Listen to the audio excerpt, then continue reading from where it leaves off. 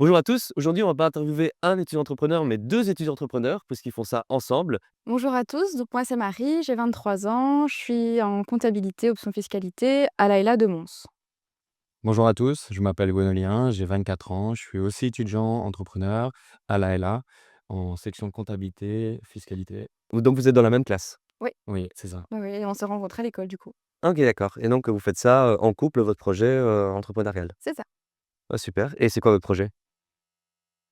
Notre projet, c'est on a créé donc MJAD Home, une conciergerie, et donc on gère des biens en location courte durée principalement, donc dans tout le Hainaut. Et donc par la suite, bien sûr, on va s'expandre, mais d'abord, on visite d'abord le Hainaut. D'accord. Et lequel de vous deux a eu l'idée? Celui qui a eu l'idée, c'est moi. Après, c'est un peu nous deux parce que Un peu en même temps, oui. ouais, c'est un peu en même temps parce que ses parents avaient une maison qu'ils avaient scindée en 2 Airbnb D'accord. et avec le boulot, ça prenait vraiment beaucoup trop de temps et donc c'est de là qu'ils ont dit: «Bah, est-ce que ça vous intéresse de donc gérer, l'appartement?» et enfin les 2 appartements. Bah, au début on a commencé par juste s'occuper du petit nettoyage, du petit réassort, tout ça. D'accord. Et après, bah, plus le temps est passé, plus ils en avaient un peu marre, ils nous ont dit: «Ah c'est bon, si vous aimez bien, faites-le vous», voilà. Et du coup, en fait, c'est comme ça qu'on s'est dit: «Mais en fait, c'est vrai qu'il y a plein de gens qui doivent se dire, "On a l'appartement, c'est cool, mais ça prend du temps, c'est chiant"». Et du coup, on s'est dit: «Bah, pourquoi pas proposer, une solution à ce problème-là, quoi?» Bah, c'est bien parce que vous êtes parti d'un besoin, il y avait vraiment des gens qui avaient besoin de votre service. Et puis après vous vous êtes dit, bah voilà, là il y a un besoin, moi ça me plairait de faire ça, et donc voilà, je vais faire de l'activité. Ça va même dessus, on s'est dit: «Allez, c'est bon». Et super. Et dans votre activité donc, vous faites quel service exactement? Juste la communication client, le nettoyage, ou vous faites quoi? Non, vraiment, c'est une gestion complète de A à Z pour les clients. Donc on communique avec les voyageurs pendant, avant et après donc leur voyage. En plus de ça, on fait tout ce qui est marketing pour le bien. On fait tout ce qui est nettoyage.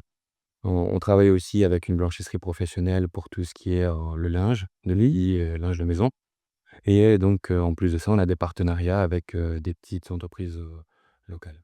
Et donc le premier client que vous avez eu donc c'était, tes parents alors qu'avec leurs biens, immobiliers? Ben en fait, ce qu'il y a, c'est que mes parents, entre-temps, ils ont vendu la maison, enfin le bâtiment là, Ouais. pour acheter à l'étranger. Du coup, bah, maintenant, c'est plus d'actualité, mais D'ac sinon à la base, oui, c'était mes parents les premiers Et comment vous avez les fait premiers pour clients. franchir le pas, pour vous dire, voilà, je vais essayer de contacter d'autres, hôtes Airbnb pour, justement gérer leurs biens? Mais ça, c'est lui. C'est moi justement, bah, c'est quelque chose qui nous a plu pendant 1 an et demi, on a fait ça et donc j'ai fait un message de prospection que j'ai envoyé directement, aux clients, aux propriétaires sur Airbnb parce que c'est plus ou moins la seule plateforme où il y a la possibilité de communiquer directement avec le propriétaire et de là, bah, 5 minutes après, on a eu notre premier coup de fil, d'un propriétaire qui était potentiellement intéressé par nos services. Donc vous avez fait comment pour les choisir sur la plateforme? Vous avez contacté un peu, au hasard en fonction du logement, ou alors vous avez, parce qu'il y a peut-être déjà une conciergerie qui gérait ce logement-là, donc vous avez fait comment? Justement, au début, on a fait donc une étude de marché pour regarder si justement ce type de service était déjà présent, en Belgique. Il est présent, cependant, c'est géré par, des conciergeries externes, de la Belgique, donc multinationales et les principaux propriétaires s'occupent eux-mêmes donc de leurs biens. OK. C'est vraiment donc les propriétaires qui ont entre 20 et 30 biens et voilà, c'est tout ce qui est gestion immobilier. C'est vraiment les grosses boîtes qui, font appel justement aussi au type de conciergerie. Donc eux ont déjà leur structure en place. Cependant, nous, on a fixé nos objectifs, on a regardé donc les propriétaires qu'ils avaient 3, 4, 5 biens et même les biens, ceux qui ont des biens uniques. Mais, justement, on a préféré, donc dispatcher nos messages sur ce type de client. OK. Et aussi en fonction des régions. Aussi, oui, en Quand même, de pourquoi en fonction des régions? Pour pas non plus partir dans tous les sens et puis savoir gérer par la suite, quoi. Et vous faites comment pour fixer un prix? Donc la première fois que vous avez dû contacter quelqu'un, vous lui avez dit: «Ben voilà, pour gérer, ton bien ou tes biens, ce sera ce prix-là à la location». Vous avez fait comment? On a regardé par rapport aux conciergeries en France, parce qu'en France, c'est beaucoup plus développé qu'en Belgique Ouais.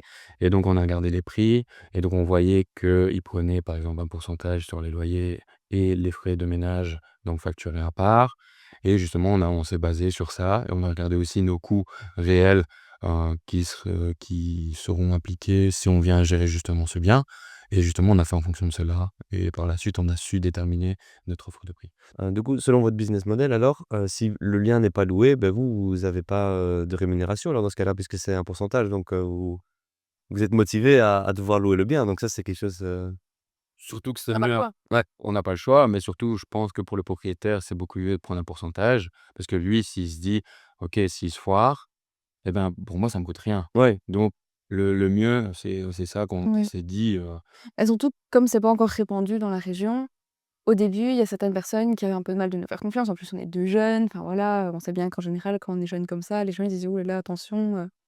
Et au final, bah, ça va, mais on doit vraiment leur montrer qu'ils peuvent se détendre et qu'il y a pas de problème. Et c'est ça qu'on s'est dit, en partant sur un prix fixe, ça n'ira pas parce que les gens vont être, bloqués en disant: «Ah oui, mais si je te donne autant ce mois-ci et qu'au final, bah, je gagne pas autant, comment ça se passe?» et tout. Donc c'est ça qu'on a préféré partir sur une commission, quoi. Comment est-ce que vous faites pour aborder la situation et donner confiance et montrer que vous êtes sérieux? Bah, déjà, on explique, l'expérience qu'il y a derrière, que voilà, je pense que ça se voit aussi qu'on est quand même plutôt sérieux. En général, ça fonctionne plutôt bien. Après, on explique vraiment le projet dans le détail, on vient avec des chiffres, on montre un petit peu comment ça se passe, tout ça. Donc je pense que le fait de vraiment bien expliquer, on leur explique aussi, on est transparent à 100. Donc vraiment, ils ont une vue du dessus sur tout ce qui se passe, tout le temps. Et on est disponible tout le temps aussi, ouais. s'ils ont la moindre question: «Moi, j'importe pas», voilà. Donc quand vous êtes disponible tout le temps, vous faites comment pour, gérer votre horaire par rapport aux cours, aux activités extrascolaires, la gestion des biens Airbnb? Parce que je suppose qu'en plus, ils sont tous occupés en même temps et puis, les périodes creuses, elles tombent aussi en même temps. Donc vous faites comment pour gérer vos horaires à ce niveau-là? Alors Pour l'école, c'est plutôt simple comme il nous reste, simplement un examen. Donc ça c'est l'avantage. Pour cependant la gestion des biens, c'est vrai que c'est un peu plus compliqué. La partie des nettoyages se font entre 11 heures et 16 heures. Donc c'est là que le bien, il doit être nettoyé. Donc après ça, on peut travailler sur tout ce qui est l'aspect marketing et tout ça, mais donc pour tout ce qui est nettoyage, ça doit être fait dans cette tranche horaire-là et on a aussi une équipe de nettoyage parce que maintenant on a plus de 10 biens en gestion, on a 12. Donc 12 biens sur 4 heures, 4-5 heures, c'est vraiment pas possible. ouais, non. Ouais, donc vous sous-traitez un peu ou pas? Ou alors vous avez ouais. Ouais, ouais. Ouais. On a trouvé une équipe de nettoyage qui fait c'est pour ça aussi qu'on a pu se permettre de s'étendre au-dessus, du Hainaut. On a trouvé une équipe de nettoyage qui fait toute la Belgique. Donc ça c'est cool. Ah oui et donc ça fait combien de temps que vous avez démarré votre activité en tout? 4 mois. 4 mois. Ouais. 4 Ah ouais, donc en 4 mois, vous avez une croissance, assez, Ah oui. impressionnante parce qu'en 4 mois, vous avez eu, 12, 12 biens à gérer, c'est énorme et donc vous aviez des jobs étudiants avant de faire ça?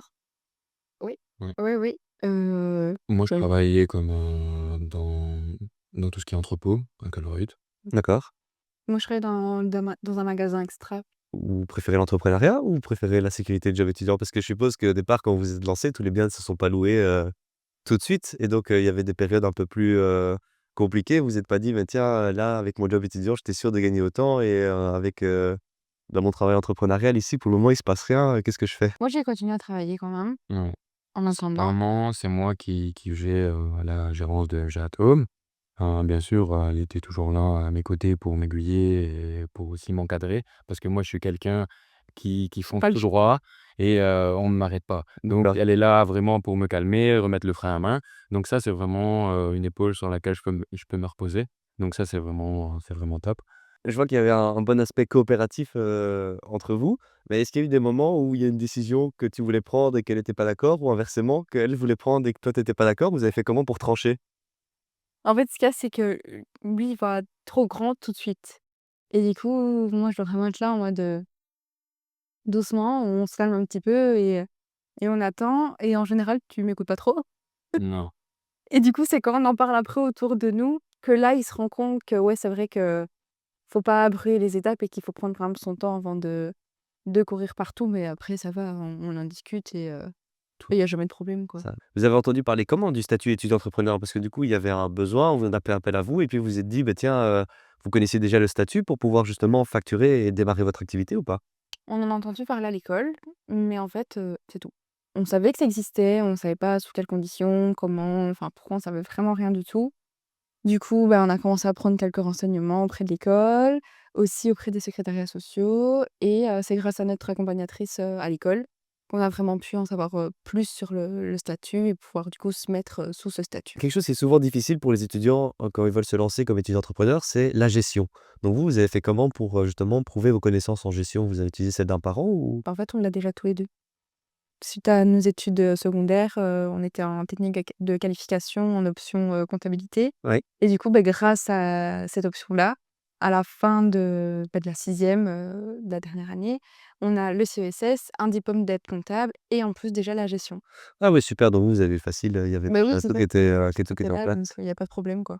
Et bon, comme vous êtes en comptabilité, j'en profite, il y a différents paliers pour, être une entrepreneur, pour, justement éviter les cotisations sociales, pour éviter les trucs ainsi. Pour le moment, vous êtes, limité avec le nombre de biens à un certain palier ou alors vous vous dites: «Ouais, non, on arrive vraiment au maximum et si on passe des paliers, c'est pas grave», Parce que des OK. En fait, le but, c'est vraiment que la société, elle perdure sur la durée. Donc on se dit: «On peut pas mettre un frein quand on a des demandes». Donc on dit oui et on dit: «Bah, voilà, s'il y a des cotisations à payer, on les Ouais, paiera» et ça, il y a vraiment pas de souci. En plus de ça, on on souhaitait depuis toujours de travailler pour soi-même. Donc c'est vraiment une opportunité en or qu'on a, bah, par rapport à MG at Home, les demandes viennent tout seuls. Donc ça, c'est vraiment le top du ouais, top. de plus en plus, c'est vrai qu'on a de plus en plus de coups de téléphone: «Ah, j'ai entendu parler que, qu'est-ce que vous faites?» machin. Donc l'objectif, c'est vraiment de faire ça à temps plein une fois que vous serez diplômé, à la fin de l'année, quoi, c'est Oui, le moi, projet? j'ai C'est ça. Et l'objectif à terme aussi, c'est, que nous, on gère vraiment du dessus et qu'on aille plus, sur le terrain. Donc par exemple, pour tout ce qui est nettoyage, tout ça, Ouais. que là, ce soit vraiment les équipes qui s'en occupent. Comme ça, nous, on peut vraiment s'occuper de tout ce qui est vraiment aspect de gestion. Parce que, allez, on dirait pas, mais ça prend quand même, Ça prend pas mal de pas mal temps. de temps. Quand on a un client qui a 4-5 biens, ne fût-ce que sur Airbnb et qu'il faut lui faire toute sa configuration Booking, toute sa configuration du site, internet de réservation directe, ça prend quand même pas mal de temps. Vous m'avez dit que vous aviez, toujours voulu faire, quelque chose d'indépendant, de votre côté. Est-ce que c'est votre premier projet entrepreneurial ou vous avez déjà eu d'autres projets avant? En C'est vrai le de premier, vrai, mais toi, tu avais premier 25 000 idées av réalisé, mis en place, mais cependant, moi, j'ai eu quelques idées auparavant, mais qui n'ont pas abouti. D'accord. Tu avais des idées dans quel domaine? Plus, toujours la conciergerie ou sur, le net ou? Complètement différent, en création de site web, pour, tous les commerçants. Nettoyage de voiture, pendant la période, c'était, le top du top, nettoyage de voiture, à domicile, et bah, voilà, juste, que ça. OK, super. Ouais, c'est drôle parce que c'est, à part il manque que le dropshipping et puis après c'est le top 3 des trucs que j'entends le plus, comme activité ah, c'est le truc qui que les garçons ils testent, ouais, Est-ce que faire votre projet entrepreneurial à 2, c'est exactement comme vous l'avez imaginé? Ou alors il y a eu des surprises ou des choses auxquelles vous vous y attendez pas? les surprises, je crois que c'est vraiment le développement Oui, qui nous ça a appris vraiment, qui a poussé l'info. ouais, parce qu'avec la maîtrise des parents, on s'occupait principalement donc la préparation du bien. On voyait pas tout ce qui était tarification dynamique, promotion du bien, tout ce qui est aussi, communication avec le voyageur, On a fait un petit peu, mais mais pas pas beaucoup. beaucoup, quoi. À ce moment-là, c'était tes parents qui faisaient alors du coup cette partie-là? C'est ça. OK. Après ici, on a vraiment, de tout quoi, donc de jour en jour, c'est complètement différent. Un jour A, tu peux faire telle chose et le 2e jour, tu peux faire encore une autre chose, donc vraiment c'est top comme projet. Ah super, tu as anticipé ma question. J'allais demander si le projet il avait évolué, dans certaines directions auxquelles vous avez pas pensé au départ en démarrant. Au départ, peut-être que vous vous êtes dit: «Bah, tiens, on va juste faire la gestion, que le nettoyage ou des choses comme ça» et puis après vous avez ajouté des services. Je sais pas si vous avez un exemple de service que vous avez rajouté, au fur et à mesure, Oui. récemment? Ici, au début, donc on gérait tout ce qui est communication avec, les voyageurs, gestion du bien. Cependant, ici, on travaille donc avec une blanchisserie professionnelle. On a un partenariat justement avec cette blanchisserie. Donc au début, on se disait juste simplement: «Bah, voilà, on va juste faire appel et dire qu'on a un bien en gestion et on va juste fixer les prix». Donc là, c'est vraiment de la relation, du B2B. Donc vraiment ça, c'est quelque chose qu'on n'avait pas prévu. En plus de cela, bah, pour chaque bien dans chaque ville, on essaie d'avoir des partenariats pour, justement les voyageurs. Ici, on a des partenariats avec, quelques restaurants sur la région de Mons. En plus de ça, on a des partenariats avec Imagix. Ouais. Donc ça, c'est top pour les voyageurs, ça il y a beaucoup de demandes et aussi avec, tout ce qui est spa et bien-être. Ah ouais, donc vous proposez des coupons aux voyageurs qui viennent, chez vous? Ils ont des petits coupons gratuits et tout ça, comme avantage? Ouais, ils ont, bah, des prix réduits sur, les tickets de cinéma. Pour, s'ils réservent une prestation de bien-être, chez Wellness, et ben, ils ont, coupe de champagne avec panier, garni de produits locaux. Donc c'est vraiment cette petite attention qu'on cherche à mettre, aux voyageurs pour qu'il ait le meilleur ressenti possible et qu'il se sente vraiment comme chez soi au sein, des logements. Est-ce que vous avez une anecdote, à partager par rapport à peut-être une location ou une demande, inattendue ou des choses comme ça? Ah oui, oui, c'est des Ouais, je choses qui arrivent au quotidien où on n'est pas prêt. Donc le check-out, il est à 11h. Ouais, nous, on arrive, tranquille, pour une fois, on venait plus tard que Ouais, d'habitude. pour une Ça va fois, nous par mais rapport aussi donc à notre planning, de nettoyage, parce qu'on essaye de faire aussi un maximum de nettoyage, pour les biens. Heu, on arrive et il était 14h, un petit peu avant 14h, un petit un peu petit avant peu avant. 14h, donc j'ouvre la porte. Moi, je file, ici et je vois quoi? La cliente qui est assise ici en noir, en train d'attendre. Et tu Mais je sais pas, franchement, je dis: «Allô?» je commence à parler anglais avec. Je lui dis: «Qu'est-ce que vous faites là? Check-out, il est 11h». Et donc de là, elle dit: «Oh, justement, j'attendais mon mari qui me ramène mes affaires», je sais pas quoi. Elle commence à baratiner, elle commence à me dire qu'elle a remis du café et tout ça. OK, d'accord, c'est gentil. Lui, sur le coup, tellement mais moi, j'étais pas encore parce que moi, j'étais encore dehors. J'ai donc il tellement surpris: «Ah OK, d'accord, je suis désolé» et il s'en va. Et après, il vient, il m'explique ça. Je suis: «Mais pourquoi tu l'as pas dit de partir?»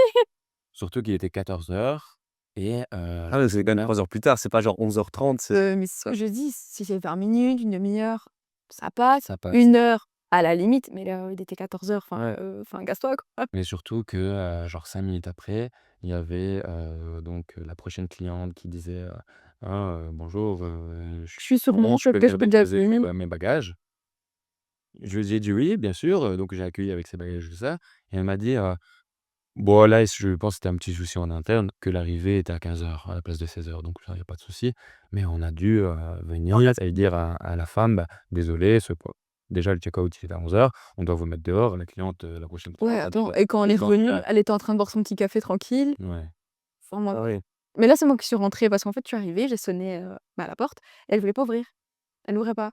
Ah oui. Mais comme c'est les serrures connectées, j'ai tapé le code et je suis rentrée et du coup, je me suis passée pour le propriétaire du bâtiment parce que je me suis dit: «Sinon, elle partira Ouais. jamais» et j'ai dit: «Écoutez, maintenant, il faut partir parce que nous, il y a quelqu'un qui arrive dans 1 heure. On a moins d'1 heure pour, du coup, faire tout l'appartement». Je sais pas si vous vous rendez compte, mais limite, c'est impossible donc faut partir maintenant, Maintenant, tout ouais. de suite, quoi. Mais gentiment et professionnellement, elle a compris Oui, évidemment, et justement, bah, c'était le bien qu'on a mis sur Booking et son retour, elle nous a mis un 10 sur 10 donc C'est ça, parce que ça, en plus, c'est stressant. Si on se dit: «Mais tiens», genre, je veux la dire, tour, elle va nous la dé personne, elle est en train d'empiéter sur, l'horaire qui est prévu et puis après, elle risque, elle a le «pouvoir» entre guillemets de pouvoir mettre une mauvaise note, et puis vous savez rien faire. Après, vous pouvez pas la contester sur Booking, c'est compliqué ou sur, Airbnb. c'est ça qui est un petit peu problématique, c'est que les voyageurs ont le droit de donner leur avis sur nous, mais nous, on a le droit de donner notre avis, mais pas trop. mais on peut donner notre avis sur Airbnb, parce qu'il y a la possibilité de noter le voyageur, bah, s'il a été respectueux du logement, s'il a été propre et tout ça, mais sur Booking, c'est vrai que c'est principalement, justement, bah, que le voyageur qui peut noter, le propriétaire et pas l'inversement. Donc pour l'instant, avec tous les biens à gérer, tout ça et en plus comme, vous êtes en couple, si vous partez en vacances, vous préférez partir à 2, je veux dire, je suppose et donc vous faites comment pour, si vous voulez prendre une semaine de vacances ou quoi? Parce qu'il y a du coup, il y a les biens, il faut que quelqu'un les gère, tant que vous êtes partis. Vous faites comment? Alors du coup, là, il y a pas de vacances de Pour prévues. l'instant, il y a pas de vacances de prévues, c'est un sacrifice qu'on fait justement, bah, pour plus tard. De se permettre de gérer de du haut et de si on veut partir 1, 2, 3 semaines, de pouvoir se faire ce luxe. Vous gagnez plus avec votre job étudiant que vous aviez avant ou avec votre projet entrepreneurial? Avec le projet, Avec le projet. avec le projet. Ouais. Vous a fallu combien de temps pour, pouvoir dépasser le job étudiant en termes de gains? C'est quoi? 2 mois? Je dirais 2 mois parce qu'on a eu des clients, pas donc on a commencé par de la prestation de nettoyage principalement, parce qu'on avait justement cet objectif de se dire: «Bah, faut justement avoir des clients qui ont un Il panier». faut donner la confiance pour après pouvoir, obtenir la gestion, quoi. Ouais, c'est ça, pour obtenir la gestion et justement aussi donc on a commencé ici d'abord en nettoyage remis, mais par la suite, on a eu un propriétaire qui est arrivé avec 3 biens et donc ça vraiment, ne fût-ce qu'avec déjà ces 3 biens-là, c'est quelque chose, qui nous a permis de Ça obtenir dépassait de plus hein. qu'un justement un job étudiant. C'est vraiment intéressant parce que votre démarche, elle est quand même fort marketing, même si vous avez peut-être pas pensé au départ. Je ne sais pas si ça s'est fait par hasard ou pas, mais vous résolvez un problème d'un client qui est un gros problème dans le Airbnb, ou la location, c'est le nettoyage. C'est toujours, difficile de trouver des gens de confiance pour faire nettoyer. Il faut que ce soit propre, il faut que ce soit bien fait en temps et en heure et si quelqu'un ne vient pas alors qu'il y avait rendez-vous, c'est vraiment catastrophique et donc vous, proposez de résoudre un problème très important pour le client et puis ensuite, donc vous pouvez proposer d'autres services autour de ça, mais votre porte d'entrée, c'est vraiment de résoudre un gros, problème pour le client. Donc ça, c'est quand même une excellente approche, une excellente approche que vous avez, en fait. C'est vrai que c'est venu quand même plutôt naturellement, cette idée de se dire: «Bah, on propose un premier et si ça match, on propose Bah, c'est un ça, ouais, plus». parce que du coup, vous avez un pied, dans la porte, je veux dire, vous avez passé C'est un un demi-pied, dans la taille du propriétaire. Maintenant, c'est poser le deuxième pour justement qu'il y ait cette confiance, envers nous. Mais du coup, ce qui est bien, c'est que même nos clients, ils nous disent: «Bah, voilà, si jamais on entend quelqu'un qui recherche ou quoi, on va parler de vous, on va vous conseiller à 1000 et Donc du coup, ça, c'est chouette d'avoir un cool. retour aussi, gratifiant, des propriétaires. ouais, parce qu'en plus, vous, il y a un défi dans votre service, c'est que vous avez le B2C avec, les gens qui louent le bien, le B2C avec, justement les propriétaires qui ont un bien et le B2B avec Les partenaires. les partenaires pour pouvoir sous-traiter, donc vous avez, vraiment de tout, en fait, Un hein, touch vous à tout. avez, ouais. Ouais. Pour vous, quels sont les plus gros défis de se lancer en entrepreneuriat quand on est étudiant? De tout concilier, je pense. De concilier les cours, le business, les jobs étudiants quand on en a Après et pour nous, la vie de couple aussi parce que, bah, du coup, on habite déjà ensemble et du coup, il faut aussi concilier tout ça, quoi. Ouais, OK. Après ça dépend aussi le business qu'on monte. Donc est-ce que c'est quelque chose c'est une prestation de service où on doit se déplacer et cetera pour, justement les clients? Ou alors est-ce que c'est un business en ligne où là, on peut se permettre de le faire de la maison? Donc vraiment, ça dépend vraiment le business qu'on lance. Est-ce que vous pensez que l'université, c'est un bon moment pour se lancer en entrepreneuriat ou vous pensez que c'est mieux attendre?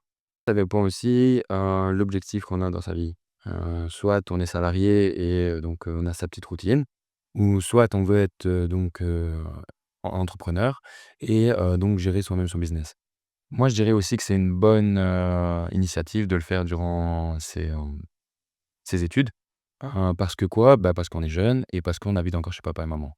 Et donc on a l'opportunité de se ramasser la tronche, on va dire ça comme ça, Ouais. pour être poli. Je trouve que si on souhaite, on s'est déjà dit: «Bah, voilà, moi j'adore, être entrepreneur», et ben, c'est vrai que c'est le bon moment. Si tu te casses la tête, tu te casses la tête, il y a pas de souci à se faire, tu te relèveras. Donc c'est vrai que c'est un bon moment quand même. Ou même pour, découvrir aussi si ça nous plaît parce que je pense que des gens peuvent peut-être se dire: «Tiens, ça a l'air intéressant», mais au final, Ça après l'est pas. après avoir testé pendant 6 mois, il y a aussi des points positifs, mais aussi des points négatifs. Donc je sais pas si vous, par exemple, je suppose que pour démarrer votre projet, les 4 mois ici où vous avez travaillé dessus, vous l'avez quand même, bien charbonné, non? Vous avez bien travaillé, vous avez mis un nombre d'heures qui est quand même assez conséquent, je suppose, pour lancer votre projet? Surtout lui, que comme moi, je continue de travailler à côté, bah, je suis un peu moins présente, mais c'est vrai qu'il fait tu fais quand même des Bah, aujourd'hui, ma journée, c'était 4 heures debout OK. et après on a c'est justement cette interview, mais après j'ai préféré travailler au matin pour justement avoir mon après-midi de libre.